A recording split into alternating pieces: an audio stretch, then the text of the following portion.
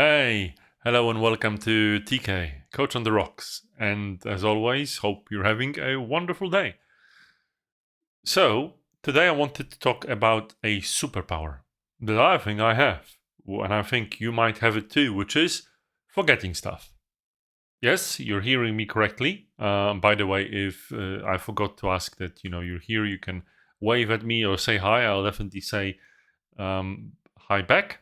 But about forgetting, it's a wonderful superpower, and it really pisses the members of my team off. It's not that I'm forgetting to pay taxes. I definitely am doing that on time or other things that need to be done. But I developed a way of delegating things to write on my wonderful machines that can think and remember things for me, or I developed a great skill of clearing my mind when I don't need to remember something. There's a good example, which is um, yesterday we've made a decision in the team to do something. Someone convinced me to shift the strategy on something, and then I said, "Okay, well, decision made. You've convinced me. Let's do this." And I forgot what they said, as in the reason why we wanted to shift the strategy in the first place. So then I looked at the ticket again and I thought, well, I'm having second thoughts. Why is it that we made this decision? Even though I clearly remember we've made it. And thankfully, the person was kind enough to explain it to me again. But despite these funny and maybe slightly challenging moments, it's an incredible skill to have, because you can clear your mind. You can have a mind like water if you don't need to keep things there that don't need to be there. Hey, Shade, lovely to hear from you. And yes, it's all about the cognitive load.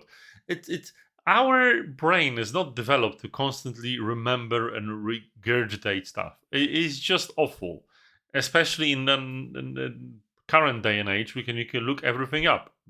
Today, someone asked me, oh, what's the exchange rate between the pound and the euro? I say, I have no clue. Why don't you freaking Google it? It's just one simple thing. Why do you need to ask me?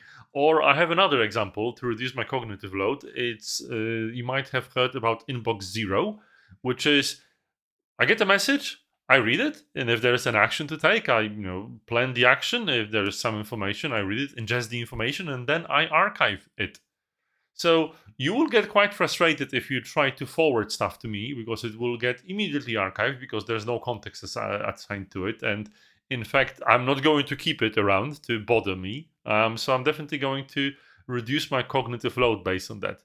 Also, pisses people off when they send me like links without any comment and they expect something to happen. I'm just archiving them. So I'm a forgetting machine. And, for better or for worse, I think this is a skill that you might enjoy acquiring. Yes, it has some negative sides, but I think nowadays, especially with all this information flowing to us, left or right, and everywhere, it's just as much as you can do to clear your mind, to help yourself be more mindful, to help yourself have a better outlook on what's happening. Because I personally believe that constantly being overloaded with information and overloaded by, so much cognitive load will make you go on autopilot, will make you make decisions that are just based on very simple criteria. You won't see the forest from the trees, and you also won't be able to live a full, mindful life, which is a challenge sometimes because, we all make decisions on a daily basis. So, I think I'll end with this. I was going to talk about something else today, but I forgot about what it was. So I decided to talk about forgetting. Now I actually remember. I started remembering whilst I was pasting the description of this live show. But for you to find out what I was going to talk about, you'll have to wait until, well, not tomorrow, sadly, but I have to take a day off and do something other. But yeah, I hope to see you on Thursday.